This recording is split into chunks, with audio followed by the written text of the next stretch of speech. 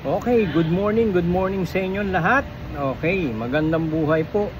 Okay, may update po tayo sa sa SA natin diyan sa Cavite. Meron po tayong SA diyan, spot activation.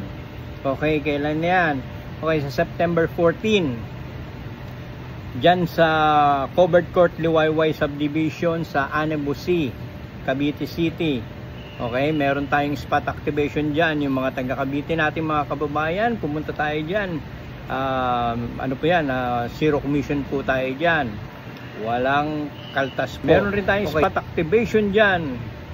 Mga Pretorian naman dyan, Pretorian Lawin yan. Spot activation natin sa Barangay Lapidario Road, Purok 1, Covered Court, 13 Martires. Okay, yung mga taga 13 dyan, pumunta na po kayo dyan sa Cavite. Meron tayong spot activation. Nandiyan po si Mubit. Free top up po yan. Sabi natin wala po lang top up dyan. Gears, free gears dyan. Pero zero commission. Okay? Pumunta kayo oras na sa September 23 dyan sa Lapidario, Covered Court, 13 Martires. Alas 8 hanggang alas 5. Ayan ang oras natin dyan. Okay, magdala po kayo ng driver's license. Importante yan. Pro driver's license.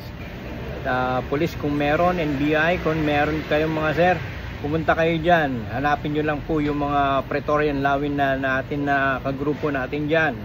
Kung nagustuhan nyo po itong video na to, papalo na lang, tsaka like and share. Maraming salamat po. Ride safe.